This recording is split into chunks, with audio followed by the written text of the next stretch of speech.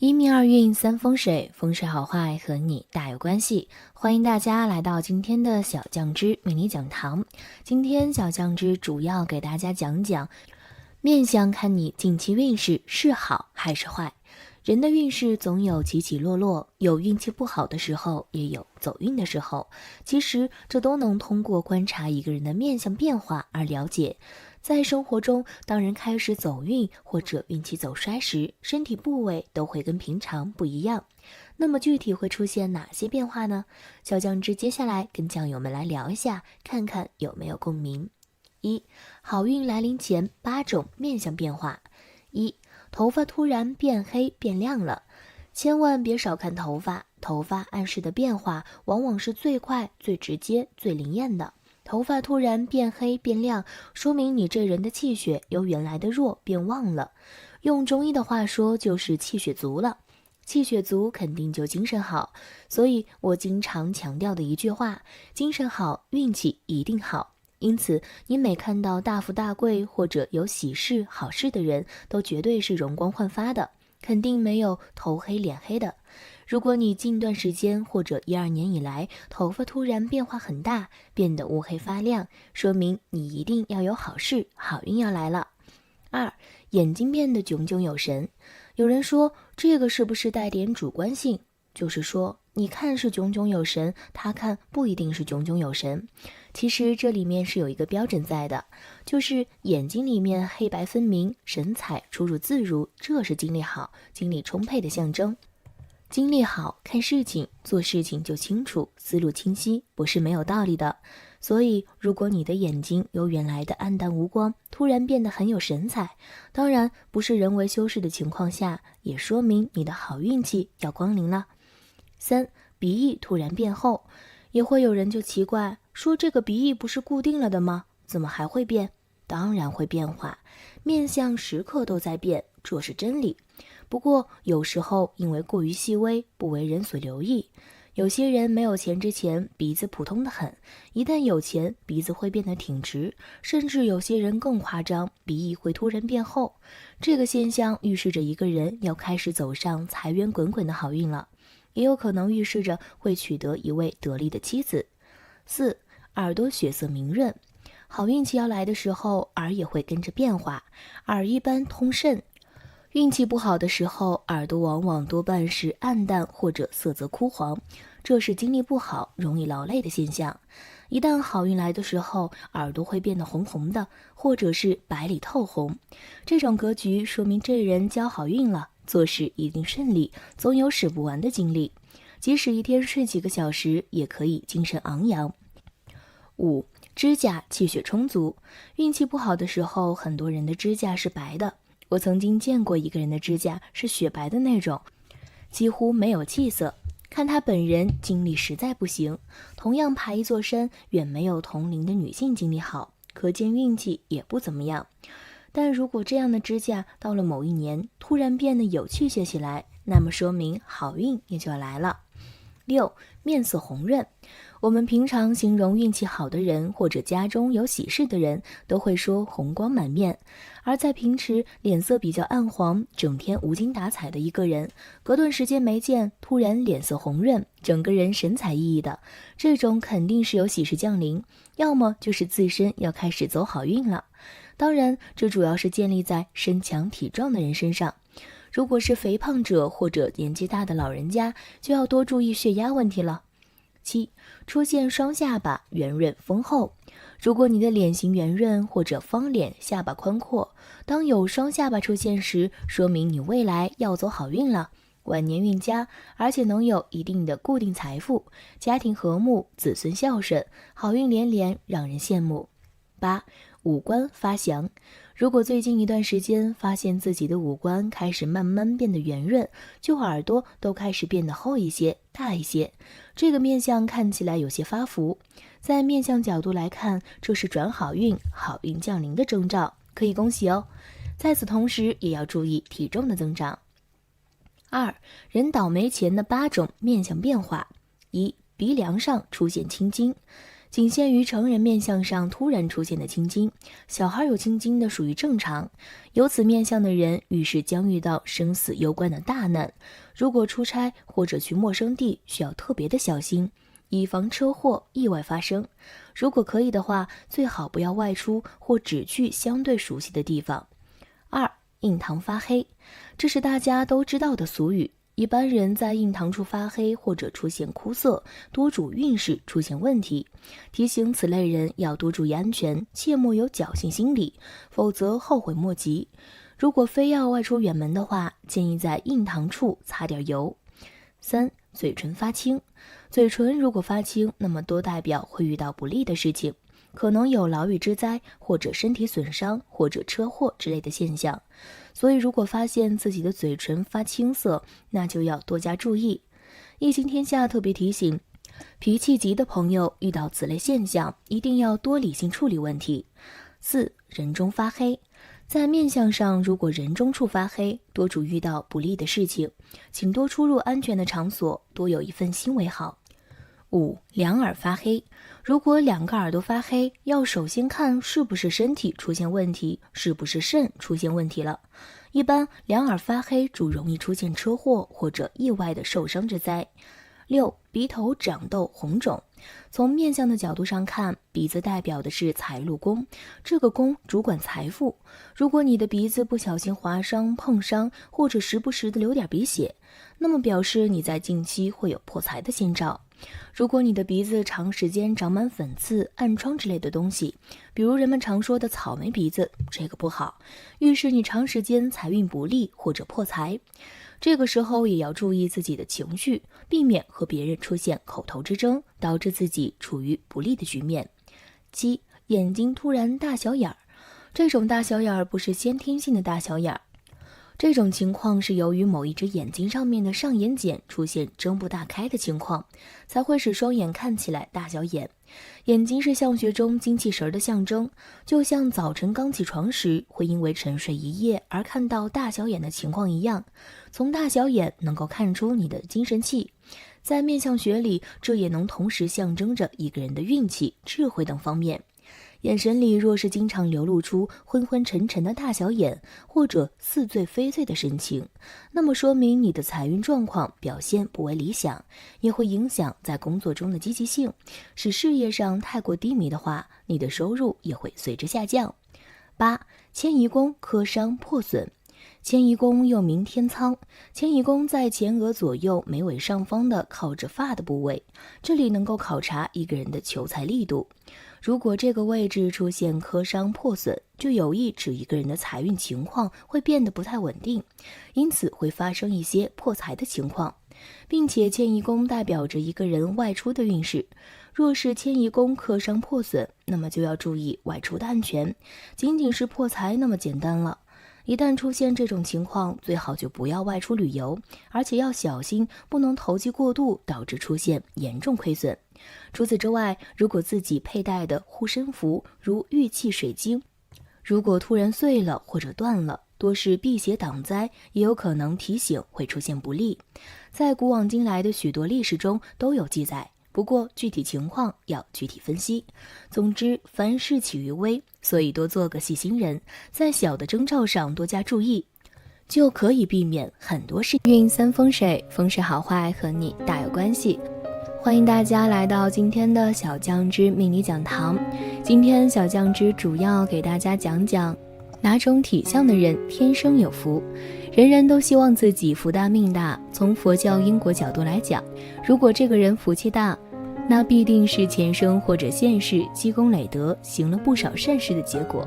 而从命理学角度分析，很多人都认为一般有福气的人可能都是会有点发福，有点福态。其实要看一个人有没有福气，要结合一个人的各个方面，比如一个人的脚、头发、肚子等等。那么接下来小酱汁就从体相的角度，带酱友们一起来看看什么样的体相的人最有福气吧。1. 发相，衡量一个人是否有福气，头发无疑是个重要的标准。因为一个人身上最没有用处的东西就是头发，故此古人常把头发称为烦恼丝。实际上就是古人发现这个头发与一个人的心思有关系，故此也有心细如发。因此古人认为头发粗的人心思也比较粗，头发细的人心思也细，头发长的见识就短，头发乱的心思也乱，头发硬的人心肠也硬，头发软的人都心慈面软。虽然古人认为头发无啥用处，但是也不应轻易丢掉。所谓身之发肤，受之父母，自己决定不了。同时发也主发达，所以也不能轻易处理头发。一个人头发的好坏大多与一个人的气血旺衰有关，与一个人的健康身体好坏关系密切。故此头发要软要黑要亮为好，是容易获得富贵之相。而头发粗硬发黄枯萎，则后天运势比较差，原因就是这个人可能气血不足，没有一个好身体，又怎能享有富贵，怎能创造富贵呢？同时发质较粗的人感情方面可能也不大顺利，大体就是这个人心思粗放，悟性比较差，感性不足。相对来说，发质较软者感情运相对不错，因为其人往往比较感性，处理问题相对重视别人的感受。2. 足相。足是一个人身体的支撑，行走全要依靠这个足，因此足为立身之本。足也代表着一路的丰厚浅薄，故此足也主福德。足以脚掌为要，足掌以丰厚柔软为上佳，主能丰衣足食。出生家庭较好，或者自己会少劳作。如果是横短且又硬的话，那么足相不佳，处其人辛苦奔忙，操劳度日。足底有纹更好，不论做什么事儿都能轻松获得财富，富贵过一生。看怎样都说明自己一生中总会留下些什么。如果没纹，则说明其人一生辛苦不说，而且命还比较的轻贱。足的关键要厚整不薄，薄则不利。3. 背相。背是背负，体现一个人的承载能力，背也体现了一个人的福禄多少。福禄极深就不用背了，因此一个人的背相要宽厚，不能轻薄，这样的背承载能力才强，担得起财路，才有财路，承载有越多就越富贵。背是否平整宽厚也很重要，这样的体相就是福禄极深，自然是有福气的代表。因此平正阔厚，背东西的时候就比较的舒坦，不会轻易卸下来。背过东西的人自然清楚其中的奥妙。4. 腹相。腹当然有福的含义了，因为腹是用来装东西的，你吃下的食物最终要到腹部来消化，消化不了你就没有口福，能装说明容量很大，有的人能够装下乾坤，故此人们说这个人有才华，常常说这个肚子里面有货。腹相要以圆厚下垂为好，这样的腹相才有荣华富贵。如果腹部偏短上挺的话，那么运气不大会顺利，也会导致行动不便，身体负担重，气血和消化不畅。5. 肌肉。一个人的形体自然是骨肉的相互匹配，肉感和骨感给人的印象就会有差别，故此相学上认为一个人的肌肉以厚实为好，匀称为佳，过瘦盖不住骨头，或者过胖看不见骨头，都不是好的体相，主运气欠佳。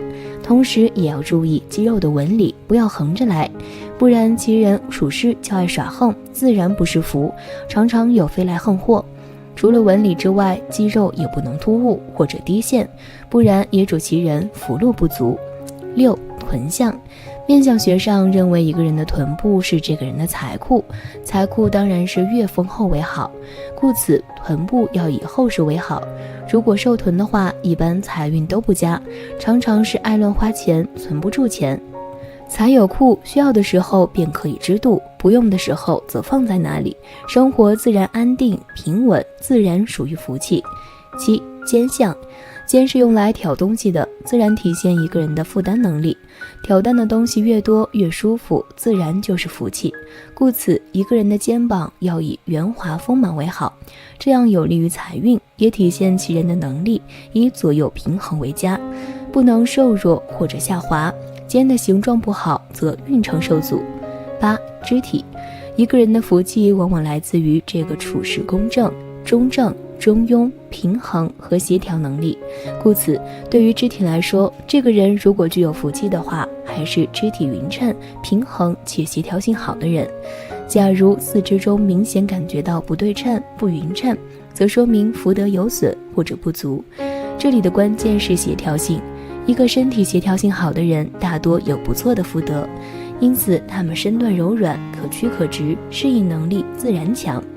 除此之外，随着年龄的增长，身体某些部位也会发生细微的变化，这些变化中也有一部分代表自身的福气来了。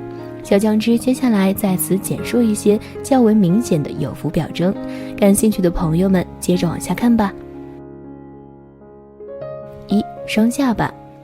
双下巴的人属于比较有晚福，且比较有包容力，心胸较宽，会原谅他人。所以开始长双下巴时，就说明开始有福气来了，也会有能力留下属于自己的不动产。2. 腰部有肉。左右腰部稍靠后的位置较宽且圆后有肉，此类人比较能够吃苦刻苦。腰上开始长肉时，就说明最近开始增福运了，财运也是逐步开始发旺。3. 腹部有毛。腹部位置能够稍稍突出且向下微垂，且小腹位置有些毛，但不要过密。腹部开始长毛时，也同样说明开始增福运了，且福运相对较长的远，不会忽然大起，属于开始步入相对旺气的阶段了。4. 臀部饱满。臀部较为饱满，但跟胖瘦没关系，且并不一定很大，关键是能够把裤子臀围的位置足够撑起来。此类人做事情很有恒心，比较有耐性，能够存得住钱，甚至有的固然不会理财，但最终也会存下一定的积蓄，属于有一定积累能力的。5. 手得圆滑。手腕处圆滑，不很露骨，说明骨肉相当。这类人做事能够少劳多获，得财相对容易些。如果发现你的手腕开始变得有肉且圆滑了，就说明现在的财运相对开始稳定了。6. 大腿根粗壮。大腿根部较为粗壮，也说明自身的先天福气较好，更具体的反映在早年依靠父母养育阶段及四周的生活环境上。7. 足心处有突出的肉。足心有较为明显的突出的肉，说明有贵人会扶持提拔你，在他人的辅助匡助下，自身会增强福运。一般在30岁左右，有此类福运的人，在足心处就会有明显突出的肉。福气其实是心理上的一种感觉，而不是单纯的物质上或者外人所见的那样。俗话说，知足常乐，乐就是有福了。而且从现在开始，要多行善事，说善话，存善心，那么好运也会随之而来，坏运气终会过去。苦尽3风水，风水好坏和你大有关系。欢迎大家来到今天的小酱汁命理讲堂。今天小酱汁主要给大家讲讲脸上皱纹看命运。每个人脸上都有很多不同的纹路，人们常说面无善纹，意思是说脸上的纹路都是凶纹，其实并不是这样的，脸上也有一些好的纹路，可以给自己旺运。这需要结合脸上皱纹的具体位置以及皱纹的具体形态综合分析。想知道你脸上的纹路有哪些命理含义吗？接下来小酱汁就来给酱友们具体解读一下。1. 从脸上的不同位置的皱纹看命运。1. 额头部位杂纹较多。额头代表着一个人的祖运，如果额头杂纹较多的话，则祖运不佳，尤其是额头两侧父母宫的位置，左侧日角有纹克父，右侧月角有纹克母，对父母健康和事业不利。而发际线处如果乱纹较多的话，则妨碍婚姻。而且额头还主智慧和寿命，如果额头长有川字纹的话，则代表着长寿，一生平安幸运，但纹不可过长，这样的话就会刑克家人。2. 中庭印堂山根部分。印堂为命宫，最忌悬针纹和八字纹。长有悬针纹的话，这种人特别容易焦虑和苦恼，经常皱眉，运势低落，家庭艰难，婚姻容易不稳。而印堂长有八字纹的话，则性情执拗，一生多操劳。不过印堂如果长有川字纹的话，则为不多见的吉纹。长有此纹的人一般心地善良，懂得感恩，而且心性坚韧，往往能够白手起家，创下一番事业和成就，能够获得一定的声誉和地位。而如果山根部位长有横纹的话，则为非常不利的凶纹，对健康和婚姻损害极大。3. 中庭眉眼颧骨部分，眉尾和眼尾部分相学中为奸门，如果此处长有乱纹的话，则婚姻不顺，感情上比较花心，容易有情感纠纷。而眼睛下方部位为子女宫，此处有乱纹，则一生都为子女操劳。左眼下方乱纹克子，右眼下方乱纹克女，而眉毛则为兄弟宫和情缘宫。如果眉头出现乱纹的话，则与兄弟姐妹关系不佳，感情不顺。而颧骨代表着权力和能力，如果颧骨处长有破颧纹的话，则事业不顺，难掌权。4. 中庭鼻子耳朵部分，鼻子在相学中主人品和财运，如果鼻子中间出现乱纹，或者鼻头部位细纹较多的话，则性格不定，情绪不稳，人缘较差，财运容易受损。耳朵为肾之外窍，主智慧健康，如果耳朵乱纹较多，则身体健康不佳，容易生病，智力不高，事业难以发展。而鼻翼两侧如果在年纪轻轻时便出现清晰的法令纹的话，则出身不好，受苦较多，而且性格矛盾，愁苦不断，命中缺少贵人，凡事只能靠自己，前半生辛苦操劳。5. 下庭人中下巴部分，人中代表着一个人健康、态度和生育能力，如果人中处长有横纹的话，则身体健康不好，容易影响到子女运势，严重者还会影响到自身的生育能力。而嘴巴代表着表达和态度，如果嘴角出现乱纹的话，则容易与人发生口角是非。嘴巴下方两侧为奴仆宫，如果嘴巴稍下方位置乱纹较多，则缺乏管理能力，而且下巴也代表着一个人的财力和责任心。如果下巴处乱纹较多，这种人家庭观念淡薄，为人自私自利，做事没有耐心，一生贫苦操劳。2. 脸上不同纹路的命运如何？综上所述，我们可以知道，脸上的纹路一般都是凶纹。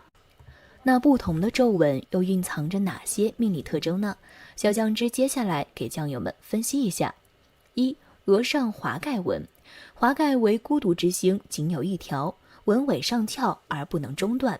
长有此纹者，一般性格比较极端，刑克配偶，晚年缺少照顾，子女多不孝，生活比较凄凉，晚年生活非常无望。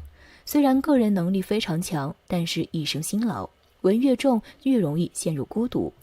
2. 印堂悬针纹，印堂悬针纹是指两眉之间的印堂部位上长有一条深深的竖纹，也称斩子纹。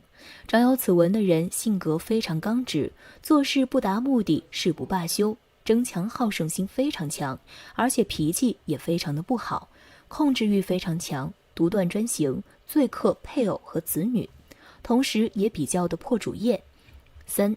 山根和年上、寿上有横纹，山根位于两眼之间，属于鼻梁的根部，在相学中也称为夫妻座，主健康和一个人的婚姻感情运势。如果山根部位长有横纹的话，会影响到人的健康和寿元，而且祖业破败，容易背井离乡，一生劳碌而辛苦。山根横纹主刑克，男易离娶，女易再嫁，子嗣运较差，家庭穷破。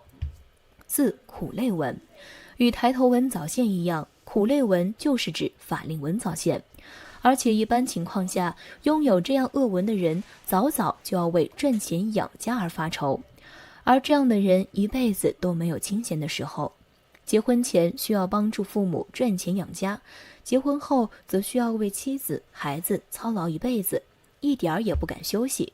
而且拥有此类恶纹的人，个人胆子也会非常的小，就算是有赚钱的机会，也会因为害怕失败而破财。5. 印堂中有横纹，我们所说的横纹是指额头上所长的长度不一又很深的纹路，这种纹路一般会在很小的时候就出现在人的额头上，并且会伴随人的一生。拥有这种纹路的人天性暴虐，在对待身边的人时，通常都会采取一些欺压的手段，让自己身边人感觉到又畏又怕。6. 肩门有纵纹。肩门及眉毛尾部带发际线之间的区域，在相学中也称作夫妻宫。如果肩门处长有纵纹的话，也称为肩门举枪，主刑克配偶。尤其是出现十字纹的话，对婚姻感情影响更甚，代表着婚姻容易出现变故，容易出现离婚、多婚的现象。7. 法令纹有截断纹。法令纹代表着一个人的威严、能力、权力和统帅力。如果法令纹中间被斜纹或者纵纹截断的话，主破财和官司，事业方面发展不顺利，容易遭遇重大的挫折和变故，导致降职或者钱财受损严重。男人长此纹，事业不稳；女人长此纹，行夫败家。8. 泪膛有井字纹或者灯花纹者。泪膛位于眼睛下方，在相学中也称为子女宫或者卧蚕，也称三阴三阳，代表着一个人的感情运势和孕育子女的能力。如果此处长有井字纹的话，生育能力较差。相书中有言：眼下罗网纹，3代少子孙，子孙运较差，一生为子女操劳操心，早年感情不顺，容易晚婚。9. 鱼尾纹弯曲。位于眼角的鱼尾纹，若是在鱼尾纹上弯曲，这样的人天生好笑，心态积极，有很好的人缘，就算再难也能一笑而过，生性比较乐观。这种人无论环境如何都能够出类拔萃，即使是公司领导和上级的欣赏和喜爱，也能够拔得头筹，在工作当中取得很高的成绩，自然能够得到好运气，早晚也能发财。10. 颧骨有破颧纹。颧骨被称为权力之骨，代表着一个人的欲望、野心、性格和成就。如果眼睛下方有斜纹横穿到颧骨之上的话，在相学中即称为破颧纹。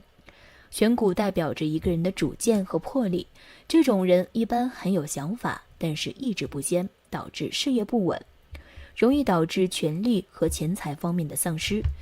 女人破颧纹主克夫，男人破颧纹主官司。11. 鱼尾纹多者。眼睛尾部在相学中称为鱼尾，所以眼睛尾部的纹路也称为鱼尾纹。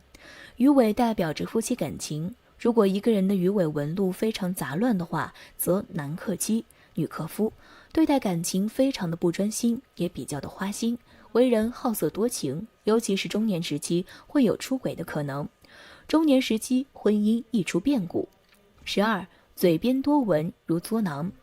嘴巴代表着一个人的享受欲和对待感情的态度。如果一个人的嘴角附近纹路较多的话，这种人一般心高气傲，不会轻易的服人，为人骄傲自大，缺乏学习精神，心态放松，喜欢在背后说人是非，一生比较贫穷，晚年也非常的悲苦凄凉。13. 迎氏纹。我们所说的欢带纹是指嘴唇上会有许多细小而排列整齐的纵纹。具有这一特点的人性格乐观开朗，喜欢交友，对待朋友更是慷慨大方，行侠仗义，天生有领导才能。这样的人很容易在事业上取得成功，口才出众，适合做公关工作。口才出众的男人和女人都能得到好运气，一生不缺钱，动力最大的时候赚大钱。14. 眉毛中有纹者。眉毛在相学中为财帛宫、兄弟宫、情缘宫和保寿宫，代表着一个人的脾气、感情和人际关系。如果一个人的眉毛中间有纹的话，代表着财运不畅，容易造成投资失败，钱财损失较多，也容易交友不慎，容易被这些朋友坑骗或者陷害，比较倒霉。命中刑克兄弟，与兄弟姐妹的关系也比较紧张。15. 双雀纹。印堂上有2道清晰可见的竖纹，被称为双雀纹，是典型的善纹。有此纹路的朋友，脑组织发达，事业心十分强，思想虽然保守，却十分周到，为人处事上也有条有理，韧劲十足，不论男女都能够取得令人羡慕的成就。有此纹路的男性朋友性子宁折不弯，总会在无意间得罪一些小人；而有此纹路的女性朋友经常与老公有矛盾，婚姻状况不是很好。脸上还有其他各种各样的纹路，小酱汁这里只是给大家分析了15种比较常见的纹路的命理含义，大家可以参考了解。如果有什么不了解的，可以留言咨询小酱汁，我会抽空给大家解答的。大家好，我是小酱汁，今天为大家讲述的是，女人有这几种手相：富贵满盈、旺夫旺子。在现在这个男女平等的社会环境下，很多女人慢慢的强大了起来，甚至在工作和收入上也超过了男人。确实，女人做到经济独立挺好的。有些女人除了本身财运不错，老公孩子也能跟着沾光。那怎样的女人能挣钱还能旺夫益子呢？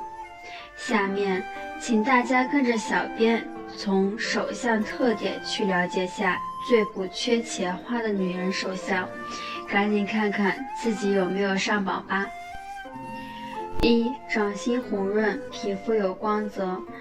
如果女人的手掌心会红润，而且有着细腻的有光泽的皮肤的话，说明了这样手相特征的女人一般都会拥有很好的气色，所以会有着健康的身体，自然会充满了精力。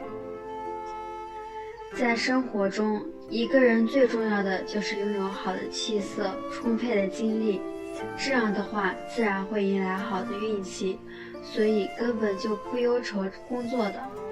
因此，如果一个人会有着细腻的脾气的话，肯定就不会经常的奔波劳碌，而且如果经常干粗活重活的话，肯定不能够拥有细腻的皮肤。对于这种手相特征的女人，自然就会比较有钱了。2. 五指并拢，整齐方正，有排序。女人如果在五指并拢的时候能够看到整齐方正有序的排列的话，说明了这样手相特征的女人在生活中会善于理财。